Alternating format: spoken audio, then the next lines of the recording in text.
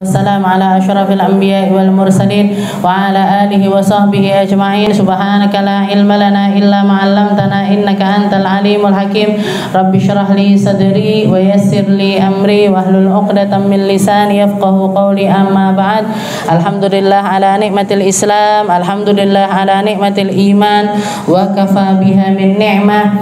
Alhamdulillah, segala puji bagi Allah Subhanahu wa taala. Malam hari ini kita kembali dipertemukan untuk mengkaji kalam-kalam ataupun juga perkataan-perkataan indah dari salah satu manusia yang Allah Subhanahu wa taala jadikan seluruh kehidupannya sebagai bukti-bukti keindahan Allah, bukti-bukti kemahakuasaannya Allah, sebagai bukti kalau Allah Subhanahu wa taala ingin memilih seorang hamba, ingin mengistimewakan seorang hamba, maka Allah Ta'ala maha mampu untuk menjadikan itu, untuk menjadikan hal tersebut terjadi dari golongan manapun mereka berada, dididik oleh siapapun mereka. Allah Ta'ala maha mampu untuk menjadikan seseorang itu istimewa. Makanya benar sekali ketika para ulama mengatakan kullu mauludin, setiap bayi yang dilahirkan itu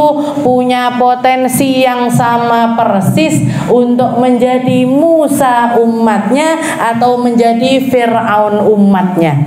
Jadi setiap bayi yang dilahirkan punya potensi yang sama untuk menjadi manusia yang sangat dekat dengan Allah Ta'ala, sangat indah pribadinya, sangat bagus ibadah-ibadahnya, sebagaimana layaknya Nabi Allah Musa yang dididik oleh Fir'aun, yang berada di dalam lingkungan istana, yang istana itu penuh dengan kemewahan, penuh dengan kemaksiatan, penuh dengan pangkat-pangkat, tapi Allah Subhanahu wa taala maha mampu untuk menjadikan Nabi Allah Musa sebagai hamba pilihannya, sebagai hamba yang terbaik di dalam ibadahnya pada masanya.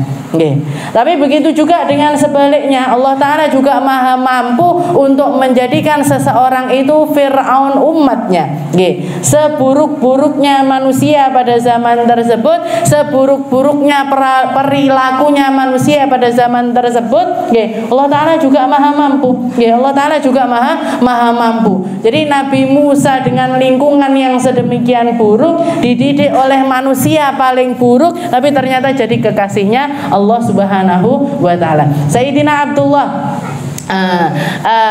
bin Alawi Al-Haddad, Imam Haddad ini juga kalau kita lihat riwayatnya, meskipun beliau istilahnya dari kalangan turunannya para ulama, bisa dikatakan beliau itu alim, ibnu alim, ibnu alim, ibnu alim, terus sampai kepada Rasulullah Sallallahu Alaihi Wasallam. Beliau juga adalah seorang dai, ibnu dai, ibnu dai, ibnu dai, terus sampai kepada Rasulullah Sallallahu Alaihi Wasallam. Turunannya orang-orang soleh, mewarisi keilmuannya orang soleh, mewarisi ibadahnya orang-orang soleh. Meskipun beliau punya keterbatasan dari segi fisiknya, tapi ternyata tidak menutup kemungkinan untuk beliau belajar agama dengan cara yang luar biasa, dengan porsi yang luar biasa banyaknya. Kalau dilihat kan Habib Abdullah itu dari kecilnya beliau itu buta, tidak bisa ngelihat, tapi bisa boleh jadi mata dohirnya beliau itu dikasih kebutaan sama Allah Ta'ala, tapi digantikan sama Allah Ta'ala cahaya-cahaya, pandangan-pandangan hati yang bahkan melampaui berlipat-lipat ganda dibandingkan apa yang bisa dilihat oleh mata. Hatinya melihat terlebih dahulu sebelum pandangan matanya mampu melihat. Ini hadiahnya Allah Ta'ala untuk hamba-hamba pilihannya. Makanya kalau kita lihat kenapa sih para ulama-ulama itu kok sedemikian hebatnya, sedemikian indahnya, mulai dari cara pandang, tutur kata, akhlak dan lain sebagainya. Kenapa? Kenapa kok bisa seperti itu? Karena mereka mendidik jiwanya dengan cara-cara yang diajarkan oleh Allah Ta'ala, maka Allah Ta'ala menghadiahi mereka hadiah-hadiah terindahnya yang tidak diberikan kepada kepada sembarang orang. Pernah satu hari Imam Syafi'i, salah satu imam kita, beliau itu di dalam majelisnya, beliau ditanyai oleh satu orang. Ada satu orang nanya kepada Imam Syafi'i, wahai imam, kalau misalkan ada seorang suami nyium istrinya di siang hari bulan Ramadan dalam keadaan puasa, kira-kira batal apa ndak posone wahai imam? Katanya beliau ndak batal. Imam Syafi'i mengatakan tidak batal. Datang lagi masih di majelis yang sama, datang lagi satu orang nanya sama Imam Syafi'i, wahai imam, kalau ada seorang suami mencium istrinya di siang hari bulan Ramadan pas poso-poso ngambung bojone, batal apa ndak puasanya? Katanya Imam Syafi'i batal. Pergi. Jadi orang pertama dikatakan nggak batal, orang kedua dikatakan batal. Sing bingung muridnya, gitu. Sing bingung muridnya, wahai imam, piye toh? Satu pertanyaan, modelnya sama, cara nanyanya sama. Kenapa kok ada dua jawaban yang berbeda? Katanya Imam Syafi'i, orang pertama yang nanya sama saya itu kalau kalian perhatikan, orang pertama yang nanya tentang batal atau tidaknya puasa di siang Ramadan kalau nyium istrinya, dia adalah orang tua renta. Wes tuwek mengkek, bojone nggih sama tuanya dengan dia, kakek-kakek sama nenek-nenek, di siang puasa di bulan Ramadan, kalaupun misalkan si suami itu tadi nyium istrinya, nyiumnya itu karena rahmat, nyiumnya itu sekedar rahmat. Nyiumnya itu sekedar rahmat, nyiumnya itu karena sayang, karena kasih, tidak ada nafsu di dalam dirinya. Makanya dikatakan nggak batal, nggak batal meskipun, dan nyiumnya pun pasti cuman sekedar di pipi atau di kening atau di hidung seperti itu saja, jadi nyiumnya karena kasih. Sedangkan orang laki-laki yang kedua yang nanya itu manten anyar, jadi dia itu baru nikah beberapa minggu, masih berkobar-kobar, jangan eleng-eleng dulu pas manten anyar kayak gimana, jadi istilahnya masih bergejolak, hatinya masih dipenuhi dengan ini adalah sesuatu yang baru dan lain sebagainya. Jadi kalau misalkan saya katakan nggak batal, mesti kebablasan kemana-mana. Makanya orang pertama dikatakan nggak batal, orang kedua dikatakan batal. Siapa yang mampu ngasih jawaban seperti itu?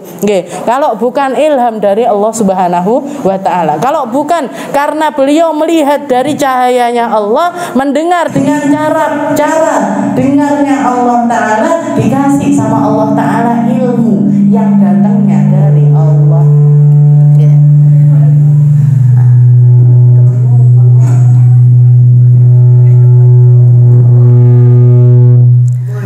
Seperti itu. Kita lanjutkan di dalam pembahasan kita, masih di dalam kitab Risalatul Mu'awanah. Masih di dalam kitab Risalatul Mu'awanah karya dari Al-Habib Abdullah bin Alawi Al-Haddad ila an qala al-muallif rahimahullah ta'ala wa nafa'ana bi ulumihi fid dharain amin.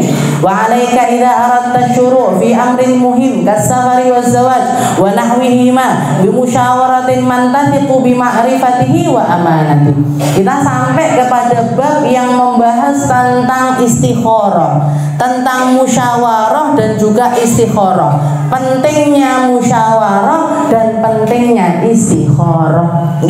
Musyawarah sebagai bentuk ikhtiarnya kita sebagai manusia yang dikaruniai sama Allah Ta'ala akal, dikasih pikiran, dikasih cara pandang, dikasih nurani untuk merasakan, maka sudah seyogyanya, sudah seharusnya bagi kita untuk menentukan setiap pilihan kita itu dengan jalan musyawarah.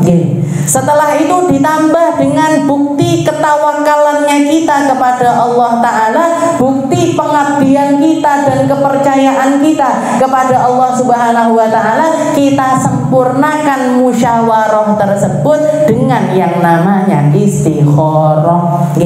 Musyawarah bentuk ikhtiar, Istikharah bentuk tawakal. Bentuk tawakalnya kita kepada Allah Subhanahu wa taala. Jadi beliau di sini mengatakan wa alaika idza aradta syuru fi amrin muhim. Katanya beliau, hendaknya engkau kalau mau melangkah di dalam satu perkara yang kamu anggap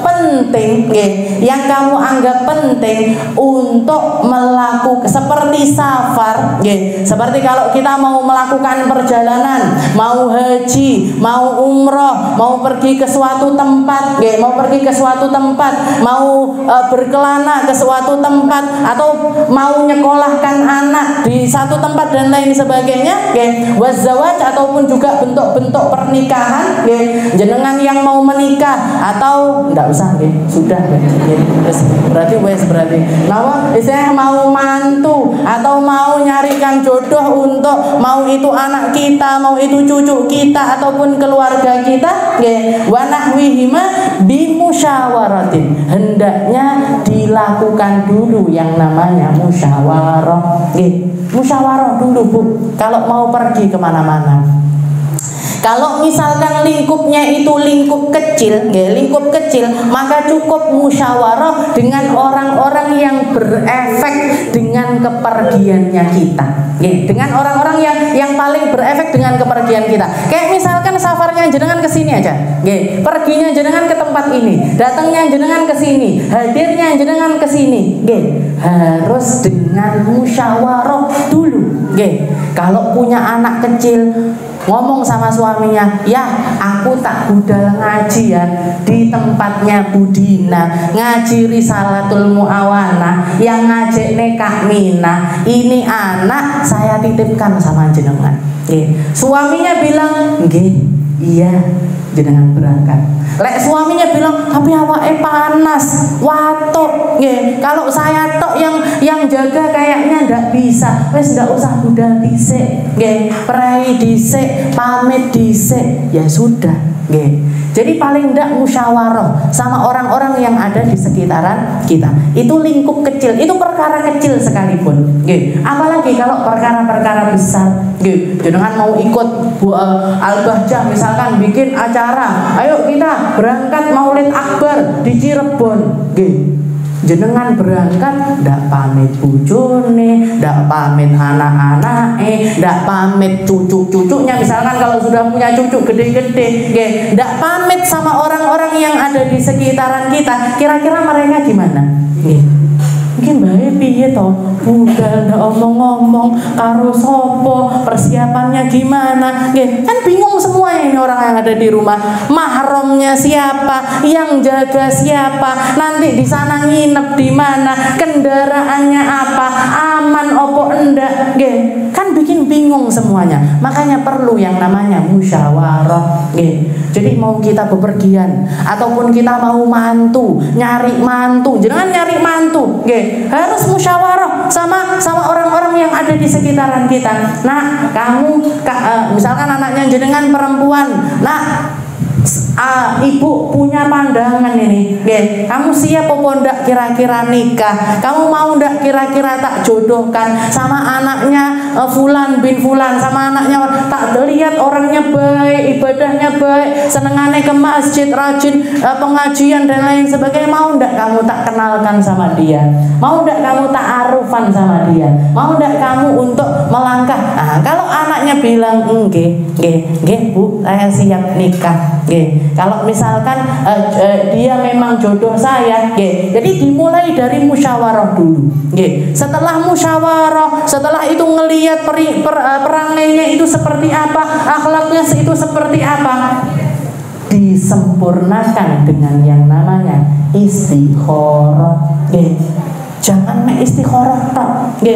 Kita dikasih akal sama Allah Ta'ala, kita dikasih cara berpikir sama Allah Ta'ala, kita dikasih pandangan-pandangan yang kasat mata sama Allah Ta'ala. Nanya sama tetangganya si calon mantu ini tadi nanya sama temen-temennya, biasanya nongkrongnya di mana, biasanya koncone sopo ae, kalau misalkan muamalah seperti apa, sudah punya pekerjaan apa belum, sudah punya penghasilan apa belum, penghasilannya apa, kerjanya di mana, model pekerjaannya, kita tanya, kita telusuri, kita lihat, itu namanya musyawarah. Nabi Muhammad SAW, manusia yang paling dikasih porsi tertinggi sama Allah Ta'ala dari segi akal dan juga cara berpikir, tapi beliau tidak pernah melepaskan yang namanya musyawarah. Kalau kita lihat Rasulullah itu musyawarah sama siapa aja, bahkan tidak pandang bulu, tidak pandang orang. Kadang-kadang beliau musyawarah sama istrinya, kadang musyawarah sama putrinya, kadang musyawarah sama budak-budak sekalipun itu ditanya sama Nabi. Kayak kalau jenengan ingat kisahnya Sayyidah Aisyah ketika beliau tertimpa satu kabar miring, yang beliau dikata-katain karena beliau ketinggalan rombongan perang, ketinggalan rombongan perang gara-gara golei kalungnya beliau yang beliau pinjam dari Sayyidah Asma. Akhirnya beliau ketinggalan, beliau memutuskan untuk menunggu di tempat tersebut, ketemu sama seorang laki-laki yang namanya Sofwan bin Mu'attal, dinaikkan di atas kendaraannya Sofwan bin Mu'attal, nyampe Madinah, ternyata sudah diomongkan sama orang-orang dengan perkataan-perkataan yang luar biasa keji. Dibilang Sayyidah Aisyah berselingkuh lah, dikatakan Sayyidah Aisyah berzina lah, dikatakan macam-macam. Dan Rasulullah SAW waktu itu nunggu wahyu ataupun juga nunggu perkataan dari malaikat Jibril, tidak ada jawaban apapun. Apa yang beliau lakukan? Musyawarah.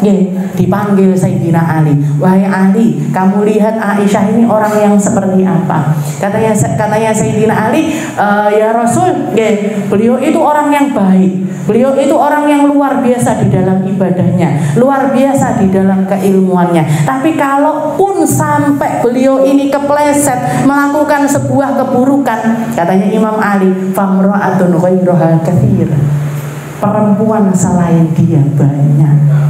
Kalaupun jenengan tidak kuat dengan omongannya orang sampai harus menceraikan Sayyidah Aisyah, gantinya banyak wahai Nabi. Itu katanya Sayyidina Ali. Bikin shock loh, shock. Setelah itu, tapi tidak selesai sampai situ musyawarahnya Nabi, tidak ngambil sepihak dari Sayyidina Ali saja. Beliau manggil lagi seorang sahabat yang lainnya. Ditanya sama Nabi, apa pandanganmu tentang Aisyah? Katanya orang ini tadi, laki-laki tersebut mengatakan, ya Rasul, ma ra'ayna minha illa khairan. Kami tidak pernah melihat apapun yang ada pada diri Sayyidah Aisyah kecuali baik. Ibadahnya baik, nutup auratnya luar biasa, penjagaannya dari laki-laki luar biasa, keilmuannya luar biasa. Kalau dipikir secara logika, tidak mungkin sampai ada perselingkuhan yang seperti itu. Setelah itu manggil lagi Nabi. Yang dipanggil yang ketiga siapa? Orang terdekatnya Sayyidah Aisyah, yang biasa bantu-bantu di rumahnya Sayyidah Aisyah. Ditanya, namanya Bariroh. Bariroh ini ditanya, ya wahai Bariroh, Kak, gimana? Menurut kamu Sayyidah Aisyah itu seperti apa? Katanya Bariroh, ya Rasul, itu orang saya tidak pernah melihat perempuan sepolos Sayyidah Aisyah. Tidak kepikir sampai ke sana ya Rasul. Jauh sekali dari kemungkinan beliau itu berselingkuh ya Rasul. Dan Bariroh ini cuma mengibaratkan, katanya Bariroh, ya Rasul, wong Sayyidah Aisyah itu loh saking polosnya, dia itu kalau sehari-hari ngadon-adonan kue, ngadon-adonan roti, sampai ngantuk-ngantuk, ketiduran, jadi ngadon bikin adonan, ngublek adonan itu, keturun sambil ini tangannya masih gubrak tepung dan gandum dan lain sebagainya. Datang ayam-ayam matokin adonannya beliau sampai entek, terus beliaunya nangis, oh adonanku entek, dimakan sama ayam. Kebayang orang kayak gini selingkuh ya Rasul? Kebayang perempuan sepolos ini melakukan hal-hal yang tidak sepatutnya ya Rasul? Tidak mungkin ya Rasul. musyawarah Nabi. Langsung setelah beliau bermusyawarah, beliau naik ke atas mimbar mengatakan di hadapan seluruh umat muslim pada saat itu, saya tidak melihat pada diri Aisyah kecuali kebaikan, dan sekarang saya tegaskan bahwa saya Aisyah terlepas dari setiap tuduhan-tuduhan tidak baik yang kalian tuduhkan. Kalaupun ada orang-orang yang mengatakan hal-hal tersebut, saya akan menghukum mereka dengan cara hukumnya Allah, dengan cara pandangannya Allah Ta'ala, dan seperti apa nanti Allah Ta'ala menghukum mereka. Tidak lama setelah itu turun 20 ayat mutawaliyat, bisa kita baca sampai detik ini di dalam Al-Quran surat An-Nur, mulai dari ayat ke-11 sampai 20 ayat selanjutnya, sampai 20 ayat selanjutnya semuanya membersihkan nama baiknya Sayyidah Aisyah. Katanya Sayyidah Aisyah, saya tidak nyangka kalau pembersihan nama baik saya itu harus Al-Quran, harus wahyu yang diturunkan kepada Nabi Muhammad SAW, dibaca oleh setiap lisannya umat muslim sampai hari kiamat nanti, hanya untuk membersihkan nama baik saya. Siapa saya untuk diturunkan Al-Quran karenanya? Siapa saya yang harus dibersihkan namanya langsung oleh Allah Subhanahu wa Ta'ala? Musyawarah, Bu. Kalau orang musyawarah, hasilnya insya Allah baik. Hasilnya insya Allah bagus. Hasilnya insya Allah tidak akan sampai membuat kita ini kesandung-sandung ataupun terjatuh-jatuh ataupun tertimpa-timpa sesuatu yang tidak baik. Musyawarah, nyelidiki, dan musyawarah ini kepada siapa? Beliau mengatakan di sini bimusyawaratin man tathiqu bima'rifatihi wa amanati. Orang yang perlu kita ajak musyawarah itu yang ada pada dirinya itu dua hal. Apa itu? Pengetahuan, pengetahuan, dan yang satu lagi amanah, amanahnya dia. Yang kita lihat orang yang kita ajak musyawarah yang ada pada dirinya dua hal ini. Ngerti, ngerti, setelah itu amanah. Ngerti, setelah itu amanah. Kalau misalkan jenengan musyawarah tapi sama orang yang tidak ngerti atau sama orang yang tidak amanah, tidak ngerti ataupun juga tidak amanah, ini yang terjadi, yang terjadi selanjutnya mesti tidak baik. Misalkan jenengan belum apa-apa, baru kerentek di dalam hati, pengen jadikan mantu seseorang, bocah lanang iki apik iki, mau tak jadikan mantu. Jenengan ngomong sama orang yang ndak ngerti atau orang yang ndak amanah, kira-kira lek aku ngepek bocah kuwi dadi mantuku piye? Orangnya tidak ngerti, orangnya tidak amanah, orangnya bohong, jajal wes ngobrol ini, musyawarah berdua ini, keluar dari majelis karena orangnya tidak aman, kan belum ada kata-kata apa-apa, belum ada langkah apapun, ujuk-ujuk orangnya datangi laki-laki, awak arep dipek mampu karo arep dipek mantu sama ibu itu, kira-kira gimana jenengan? Piye to? Urung enek omongan, belum nyelidiki, belum kok ujuk-ujuk diomongkan sama orang ini, namanya berarti tidak amanah. Orang yang kita ajak musyawarah adalah orang yang ngerti. Orang kalau di dalam hal pernikahan, di dalam hal pernikahan, minimal orang ngerti pernikahan itu, minimal sama orang, kita musyawarahnya sama orang yang pernah menikahkan anaknya juga. Jenengan mau musyawarah masalah pernikahan, musyawarahnya sama orang yang pernah menikahkan. Jangan mau musyawarah masalah penyakit, ya nanyanya sama orang yang ngerti tentang penyakit itu. Jangan musyawarahnya tentang pertokoan, mau buka usaha dan lain sebagainya, musyawarahnya sama orang yang pengalaman di dalam bidang perdagangan tersebut. Jangan musyawarah arepe dodolan pecel sing ditekoki wong dodolan soto. Ngerti napa mboten? Nggih. Aku arep dodolan pecel. Nggih. Oh, bumbune pecel iki mirip karo bumbune soto. Nggih, misalkan orang Bingung jenengan malih. Masa? Dikasih bumbu ini, dikasih enggak jadi pecel Bu, dadi nek soto. Nggih. Jenengan mau musyawarah jualan baju, musyawarahnya sama bakul tempe, ndak jalan. Nggih. Ndak jalan. Jadi musyawarah sama orang yang ngerti, sama orang yang paham. Selain itu juga orang yang amanah. Nih, biar apa? Biar rahasia kita terjaga. Biar musyawarah ini, kalau misalkan memang perlu diungkapkan ya diungkapkan, misalkan nggak perlu diungkapkan nggak diungkapkan. Oke. Jadi Nabi Muhammad itu seperti itu, musyawarah sama siapapun beliau. Kayak mau perang Khandaq, beliau ngumpulkan semua sahabat, orang Ansor diajak, orang Muhajir diajak. Oke. Ternyata yang keluar ide yang paling indah pada saat itu adalah idenya Sayyidina Salman Al-Farisi. Siapa Sayyidina Salman Al-Farisi? Sayyidina Salman Al-Farisi ini mantan budak. Mantan budaknya orang Yahudi, bukan orang yang merdeka, pembantu di bawahnya pembantu nih Sayyidina Salman itu. Tapi begitu keluar idenya, ya Rasul, saya pernah melihat peperangan di negeri Persia itu, rajanya bikin paret yang besar di sekelilingan negerinya. Jadi orang musuh ketika mau nyerang negeri kita, terperosok dulu ke dalam paret tersebut. Indah sekali idenya, sampai diperebutkan sama orang Ansor dan juga orang Muhajir. Katanya orang Muhajir, Salman minna minal Muhajir. Salman itu orang Muhajir. Dia kan bukan asli Madinah, dari negeri Persia hijrah ke negeri Madinah. Katanya orang Ansor, Salman itu orang Ansor. Salman itu orang Ansor. Orang-orang Mekah datang ke negeri Madinah, orang-orang Mekah hijrah ke negeri Madinah. Salman Al-Farisi sudah jadi penduduk Madinah, berarti dia orang Ansor.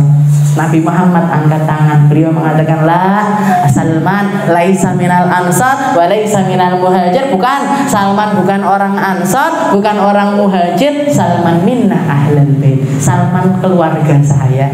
Salman adalah termasuk di dalam golongan orang-orang yang ada ikatan khusus dengan Rasulullah SAW. Mantan budak didengarkan sama Nabi, diambil hikmahnya, diambil idenya, kalau kapasitasnya itu ada. Rasulullah juga pernah musyawarah sama Sayyidah Ummu Salamah, istrinya Nabi, diajak musyawarah. Ketika orang-orang ngambek, nggak mau motong rambutnya karena batal, nggak jadi umroh, mau berangkat umroh, wes udah ubet-ubetan baju ihram semuanya, sudah ngambil mikot, sudah niat untuk umroh, di perbatasan negeri Mekah dihadang sama orang-orang Mekah, nggak boleh berangkat. Jangan bayangkan, wes nyampe Jeddah, jenengan sudah mau umroh, disuruh pulang ke Indonesia. Ketune koyo opo?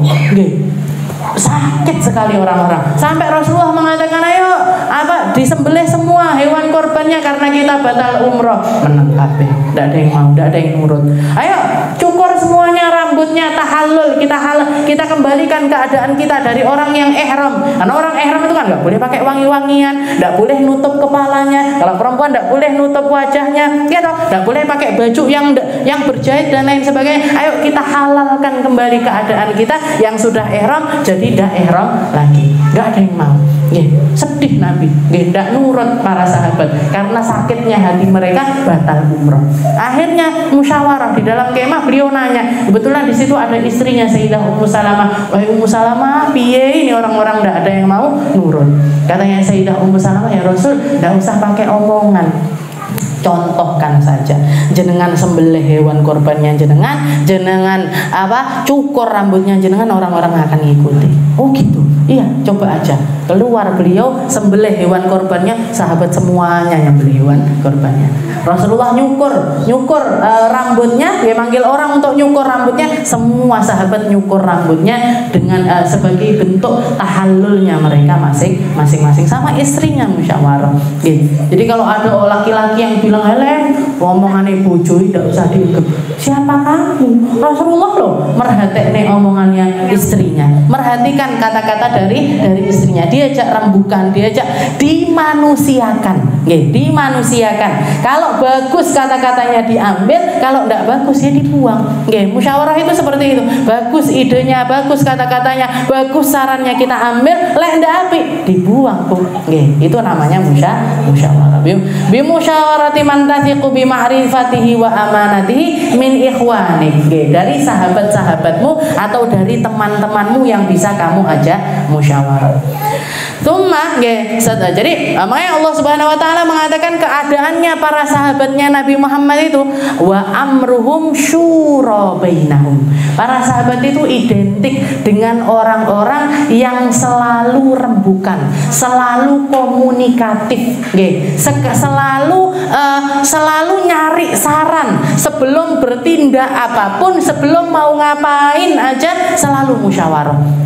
Makanya kalau kita apapun, jangan bersama-sama di majelis ini, dikasih nama majelisnya Al-Wasilah, dikasih nama majelisnya Al-Wasilah. Apapun yang terjadi di majelis ini, jenengan semuanya punya hak untuk dimintai pendapat.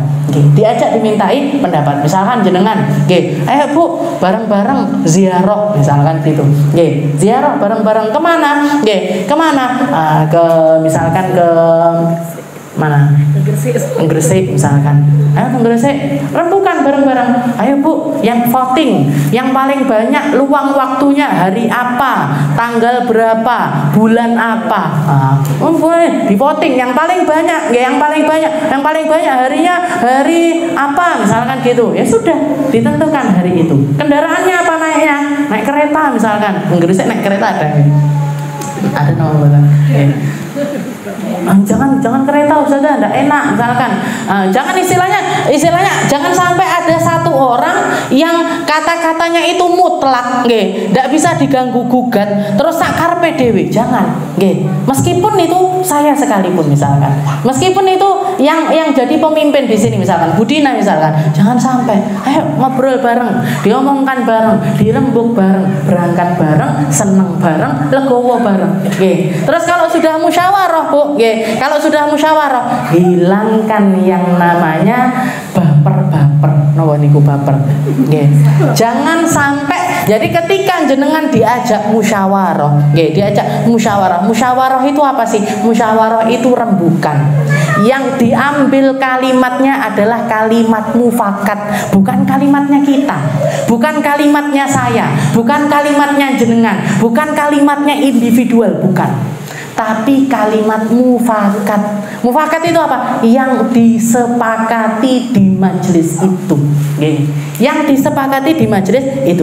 Jadi ketika saran kita nggak diambil, nggak perlu marah-marah, nggak perlu sakit hati, nggak perlu nggak setuju.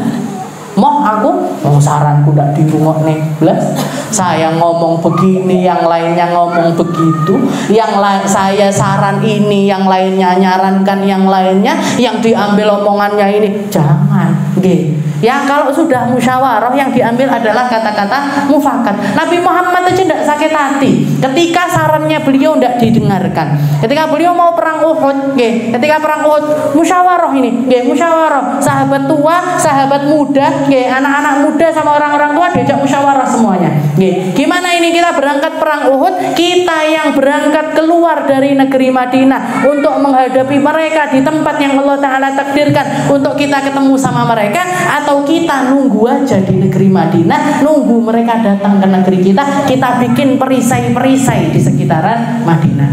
Katanya sahabat-sahabat yang tua-tua, karena mereka seperti Sayyidina Abu Bakar dan sahabat-sahabat sepuh-sepuh yang lainnya, mereka mengatakan, ya Rasul, kita nunggu aja di sini.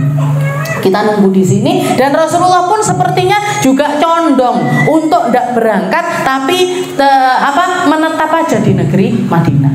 Sedangkan anak-anak muda ini saking semangat, ya Rasul, kayak pengecut aja ya Rasul, kayak Setelah di voting ternyata banyakan yang setuju untuk keluar, untuk berangkat, untuk menghadapi musuh itu di luaran negeri, di luaran negeri Madinah. Selesai musyawarah, Sayyidina Abu Bakar sempat negur ketuanya anak muda ini Sayyidina Umar, ketuanya anak muda Sayyidina Umar, ketuanya orang tua Sayyidina Abu Bakar. Sayyidina Abu Bakar negur Sayyidina Umar, wahai Umar, saya lihat ada sesuatu yang mengganjal dari omongannya Nabi Muhammad. Kayaknya Nabi Muhammad itu pengennya kita nunggu musuh itu di negeri Madinah saja. Kamu ngotot minta untuk keluar.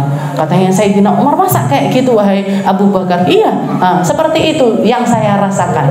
Langsung balik kembali, balik lagi ke rumahnya Rasulullah SAW, dan ternyata Nabi Muhammad sudah pakai baju besinya, sudah pakai baju besinya. Katanya Sayyidina Umar, ya Rasul, kalau jenengan ndak kerso, kalau jenengan pengennya kita nunggu di negeri Madinah saja, kita nurut ya Rasul, kita nuruti apa yang jenengan katakan. Katanya Nabi, maka nali nabiyin, nggak pantas untuk seorang nabi yang sudah pakai baju besinya untuk melepaskannya kembali. Kita berangkat sesuai kesepakatan musyawarah, ndak baper bu, nopo baper itu apa sih? Bawa perasaan, ndak sakit hati, ndak nopo mendramatisir, dan lain sebagainya, ndak sama sekali. Itu yang dilakukan oleh Nabi kita Nabi Muhammad Sallallahu Alaihi Wasallam. Bima'rifati wa amanati min ikhwani. Jadi teman-teman kita, sahabat-sahabat kita yang bisa kita ambil omongannya, yang bisa kita percayai kata-katanya dan lain sebagainya, kita ajak musyawarah. Setelah itu thumma idza sadafat isyaratuhu man nafsu fa alayka bisalatin rak'atain. Katanya beliau, setelah itu kalau sudah sempurna musyawarahmu, maka sempurnakan lagi dengan yang namanya istikharah. Istikharah, Bu.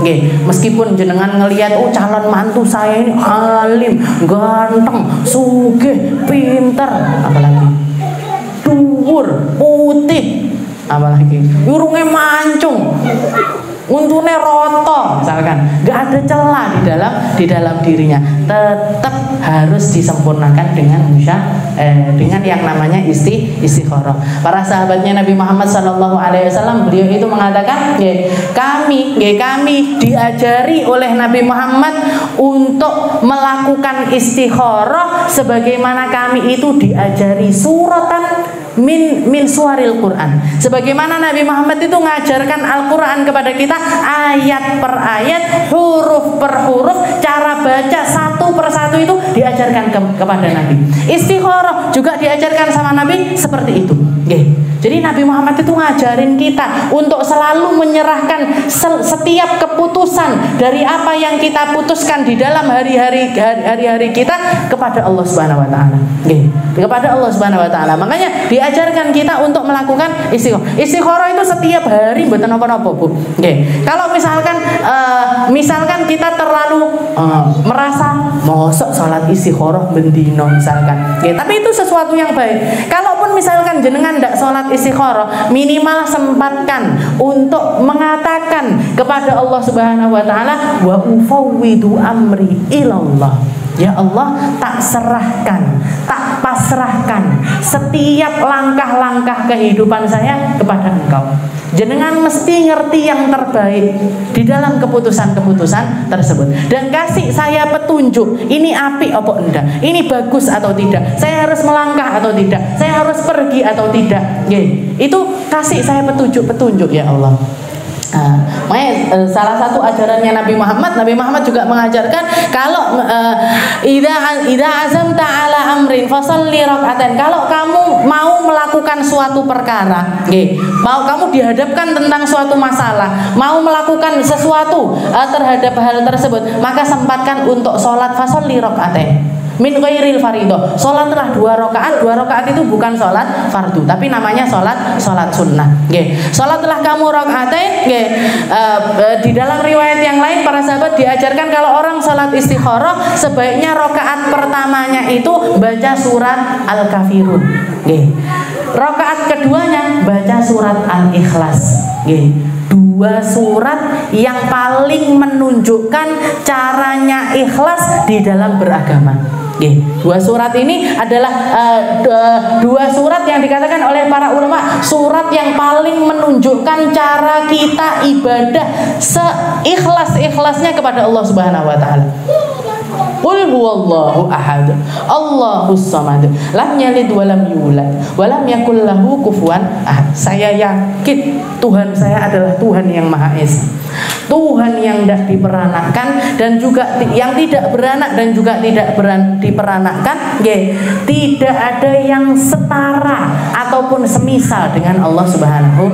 Qul huwallahu ahad, Allahus samad, Allah yang maha tempat bergantungnya setiap hamba. Lam yalid wa lam yulad, tidak beranak dan tidak diperanakkan. Walam yakul lahu kufuwan ahad, tidak ada yang sekutu yang setara dengan Allah Subhanahu wa taala. Setelah itu surat yang kedua adalah surat Al-Kafirun. Qul ya ayyuhal kafirun la a'budu ma ta'budun wa la antum a'biduna ma a'bud. Katakan wahai Muhammad kepada orang-orang non muslim, kepada orang-orang kafir itu katakan kepada mereka, la a'budu ma ta'budun, saya tidak akan nyembah sesembahan kalian, kalian juga tidak perlu nyembah sesembahan saya. Wala ana abidum ma'abattum wala antum abiduna ma'abud, saya tidak akan pernah nyembah apa yang kalian sembah, kalian pun tidak perlu nyembah sesembahan saya. Lakum dinukum waliyadin, bagimu agamamu, bagiku agamaku. Saya akan beribadah dengan cara saya akan megang syariat dengan syariat saya akan nyari pilihan di dalam setiap kehidupan saya kepada Tuhan yang saya yakini bahwasanya Dia yang paling ngerti terhadap apapun yang terjadi pada diri saya sekarang. Yang lalu Allah Ta'ala tahu, yang sekarang Allah Ta'ala tahu, yang akan datang pun Allah Subhanahu wa Ta'ala maha tahu. Makanya di dalam doanya istikharah itu, di dalam doanya istikharah, anta ta'lam wala a'lam, engkau yang maha tahu, saya tidak ngerti ya Allah.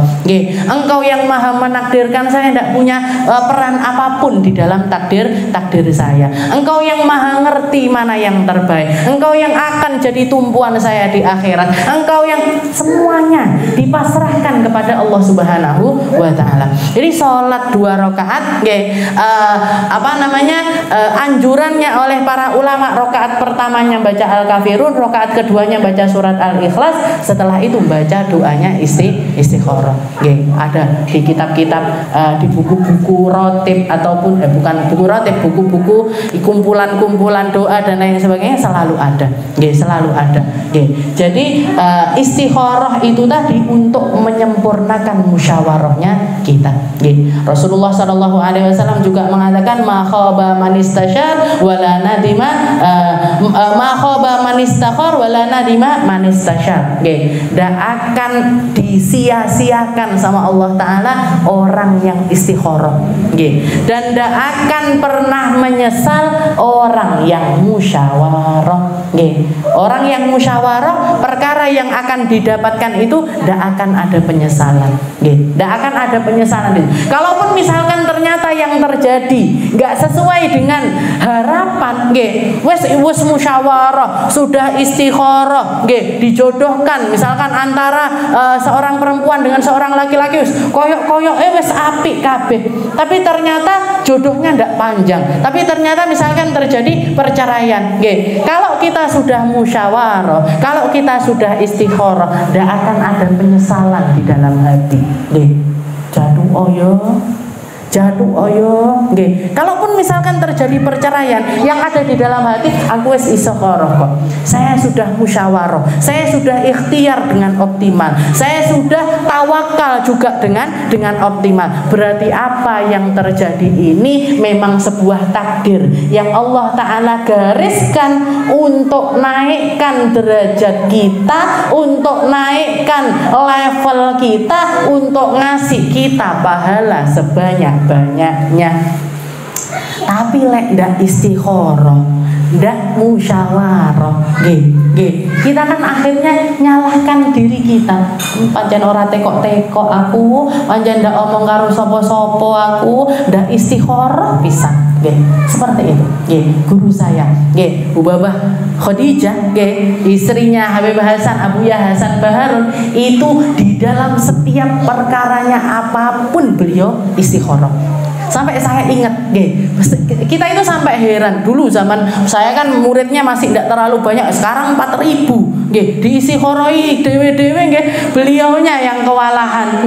Bahkan beliau sekarang kayaknya nggak megang perizin. Dulu kita semuanya yang ngehandle perizinan itu Ustadzah Khadijah. Dan setiap kali kita izin, itu beliau mikirnya lama sekali.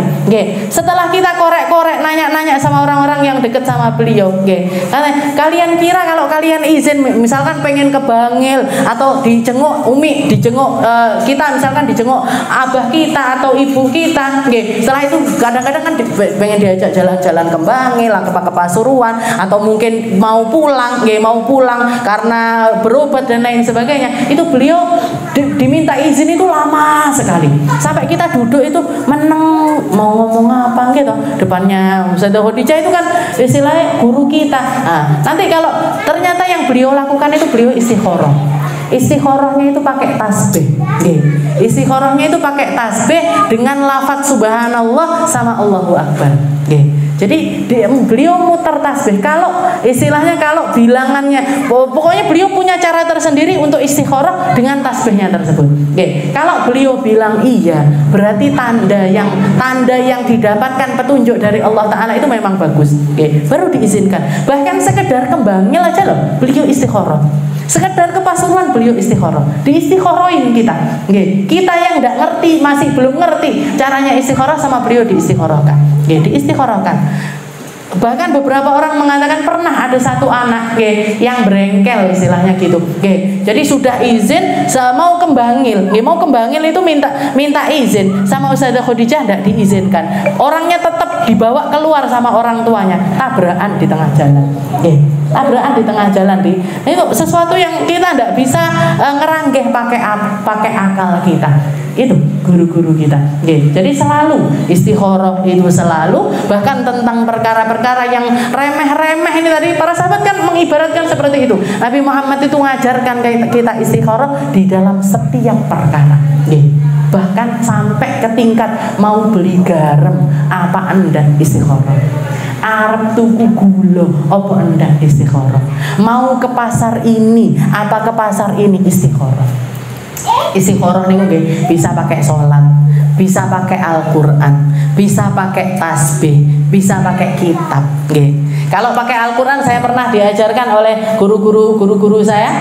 Jadi kita tawasul dulu, Fatihah, minta petunjuk sama Allah Ta'ala. Ya Allah, kasih saya pilihan yang terbaik, kasih saya jalan yang terbaik. Setelah itu jenengan buka Al-Qurannya random, dibuka aja sak kenek. Setelah itu pandangan mata kita kemana? Ke kanan apa ke kiri? Kalau ke kanan ya sudah, yang kanan ini yang kita ambil. Kalau ke kiri yang kita ambil. Setelah itu nopo? Dihitung kho sama shinnya. Kita hitung huruf kho sama shinnya. Kho artinya khair, shin artinya syar. Kalau banyakan kho-nya berarti pertandanya baik. Kalau banyakan shinnya berarti pertanda jelek. Kalau sama khoknya, saya pernah ditanyai sama salah satu anak Al-Azhar, anak murid, sekolah yang sekolah di Al-Azhar. Dia itu bingung, dianya pengen mondok, tapi orang tuanya ndak pengen dia itu mondok. Saya suruh istikharah. Kalau misalkan jadi istikharah, tanya sama Allah Ta'ala, bilang sama Allah Ta'ala, ini kalau mondok itu baik untuk saya, perbanyak khoknya. Kalau mondok itu tidak baik untuk saya, perbanyak shinnya. Saya kira sudah selesai. Minggu berikutnya datang lagi, Ustazah, saya sudah istikharah pakai Al-Quran. Tak buka, tak hitung shin sama khoknya sama. Khoknya sama, shinnya sama, jumlahnya. Maka saya katakan, oh berarti kamu mondok ndak pondok, insya Allah akan jadi jalan yang sama-sama baik. Kalaupun nggak gitu, coba bacaan arti dari Al-Quran yang kamu buka pada saat itu. Insya Allah nanti ada petunjuk di situ. Ada petunjuk, ada istilahnya, ada sesuatu yang akan berkaitan dengan masalah-masalah yang sedang terkait dengan diri kita. Jadi musyawarah, musyawarah, istikharah juga iya. Bahkan kita juga diajarkan, sempatkan untuk sholat istikharah itu setiap hari, setiap hari, agar setiap pilihan-pilihan yang ada di dalam hidup kita itu selalu yang terbaik dari Allah Subhanahu wa Ta'ala. Kalaupun enggak, sempatkan. Makanya di dalam zikir Isya itu ada lafaz wa ufawwidu amri ilallah, wa ufawwidu amri ilallah, wa ufawwidu amri ilallah. Saya serahkan, saya pasrahkan setiap urusan saya hanya kepada Allah Subhanahu wa Ta'ala. Wan nazar, bab selanjutnya adalah tentang nazar, tentang sumpah, tentang saksi dan lain sebagainya. Insya Allah kita lanjutkan di pertemuan yang selanjutnya.